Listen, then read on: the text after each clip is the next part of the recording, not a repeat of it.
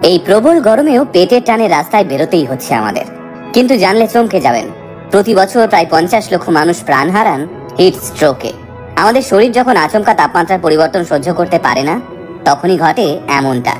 আর তাই এই গরমে যারা রোদের মধ্যে দাঁড়িয়ে কাজ করছেন, বাস, রিক্সা, বাইক কিংবা অটো চালাচ্ছেন, তাদের এই হিট স্ট্রোক বা সানস্ট্রোক হওয়ার সম্ভাবনা সবচেয়ে বেশি। আর একবার যদি কেউ সানস্ট্রোকে আক্রান্ত হয়, তার তৎক্ষণাৎ সঠিক চিকিৎসা না হলেই মৃত্যু কিংবা পঙ্গুত্বের মতো ভয়ঙ্কর পরিণতি হতে পারে। তাই এই গরমে যাদের বাইরে কাজ করতে হয়, বাড়ির সেই সব বাবা, কাকা, দাদা এবং মা বোনেদের জন্য আমাদের বিশেষ নিবেদন, কিভাবে বাঁচবেন সানস্ট্রোকের হাত থেকে। প্রথমেই যেটা বুঝতে হবে সেটা হলো সানস্ট্রোকের লক্ষণগুলো, যাতে আপনি আগাম সতর্ক হয়ে যেতে পারেন। 1. গরমে অনেকক্ষণ কাজ করতে করতে যদি বোঝেন ভিতর থেকে জ্বর আসছে বা শরীরের তাপমাত্রা আচমকা বেড়ে যাচ্ছে, তাহলে সতর্ক হয়ে যান। সঙ্গে সঙ্গে ঠান্ডা কোনো জায়গায় আশ্রয় নিন। 2. যদি দেখেন আচমকা ঘাম হওয়া বন্ধ হয়ে গেছে এবং শরীর ক্রমশ ঝিমিয়ে আসছে, শ্বাস প্রশ্বাস খুব দ্রুত নিচ্ছেন, সঙ্গে সঙ্গে একটা ঠান্ডা জায়গায় গিয়ে 2 মিনিট রেস্ট নিয়ে অনেকটা জল খান। 3. যদি আচমকা মাথা ব্যথা হতে শুরু করে এবং তার সঙ্গেই বমি পায় আর মাথা ঘোরাতে থাকে, তাহলে সঙ্গে সঙ্গে সতর্ক হন। এইবার আসি সানস্ট্রোক বা হিট স্ট্রোক এড়াতে আগেভাগেই কি কি সতর্কতা অবলম্বন করবেন সেই বিষয়। ভিডিওর এই জায়গাটা মন দিয়ে শুনবেন এবং আপনার বাড়ির লোকজনদেরও জানিয়ে রাখবেন। 1.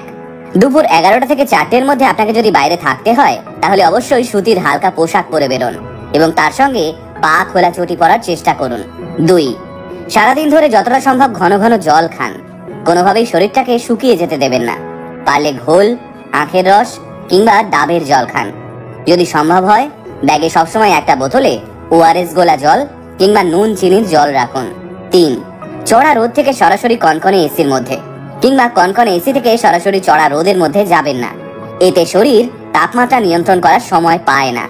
তাই মাঝে 2 মিনিট একটু সময় দিন শরীরকে থিতু হতে। 4. চড়া রোদের মধ্যে দাঁড়িয়ে কোনোভাবেই ঠান্ডা পানীয় বা সফট ড্রিঙ্কস খাবেন না। একটু জিরুন, তারপর খান। 5. মদ্যপান করে কিংবা বিয়ার খেয়ে গরমের মধ্যে রাস্তায় না বেরোনোই ভালো। অনেকেই আবার প্রচুর পরিমাণে চা কফি খান। গরমের দিনে রাস্তায় বেরোতে হলে এসব একটু এড়িয়ে যান। 6. আপনি যদি জিম করেন, তাহলে শরীর চর্চা করেই সঙ্গে সঙ্গে রোদে বেরিয়ে পড়বেন না। এতে সানস্ট্রোকের সম্ভাবনা প্রবল বেড়ে যায়। 7. সবসময় সঙ্গে ছাতা, রোদ চশমা আর রুমাল রাখুন। যদি বাইক বা স্কুটি চালান, তাহলে অবশ্যই হাত এবং মুখ ঢাকা দিয়ে রাখুন, কারণ হেলমেটের মধ্যে আমাদের মাথা ঘেমে ঠান্ডা হয়ে যায় আর হাত মুখে রোদ লেগে তাপমাত্রা বেড়ে যায়, ফলে আচমকা সানস্ট্রোকের শিকার হতে পারেন। 8. গরম থেকে বাঁচতে 3-4 বার স্নান করুন, তাতে কোনো অসুবিধে নেই, কিন্তু রোদ থেকে এসেই মাথায় ঠান্ডা জল ঢালবেন না। এতে মাথায় স্ট্রোক হওয়ার সম্ভাবনা সাংঘাতিক বেড়ে যায়। এবার বলি, চোখের সামনে যদি কাউকে হিট স্ট্রোক বা সানস্ট্রোকে আক্রান্ত হতে দেখেন, তাকে কিভাবে বাঁচাবেন। 1.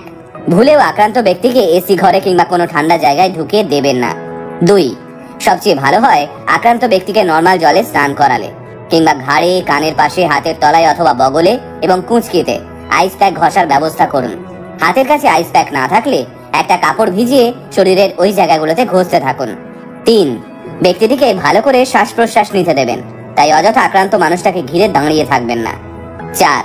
সবসময় খেয়াল রাখবেন হিট স্ট্রোকে অজ্ঞান হওয়া মানুষটা ঠিকমতো শ্বাস প্রশ্বাস এবং নাড়ি চলছে কিনা। প্রয়োজন হলে কৃত্রিমভাবে শ্বাস এবং নাড়ি চলাচলের ব্যবস্থা করুন। 5. মানুষটা একটু সুস্থ হলে তাকে যতটা সম্ভব নুন চিনির জল অথবা ORS গোলা জল খাওয়ান। 6. যদি দেখেন অবস্থা ভালো নয়, তাহলে অতি অবশ্যই কাছাকাছি হাসপাতালে খবর দিন। এবার সবশেষে 2টো কথা বলা। কাউকে রাস্তাঘাটে অসুস্থ হতে দেখলে এড়িয়ে যাবেন না। আজ আপনি এড়িয়ে গেলে কাল আপনার বাবা মাকে দেখেও কেউ হয়তো এড়িয়ে যাবে। আর দ্বিতীয়, যদি সুযোগ থাকে প্লিজ প্রচুর পরিমাণে গাছ লাগান এবং সরকারের উপর চাপ সৃষ্টি করুন যাতে তারা গাছ না কাটে।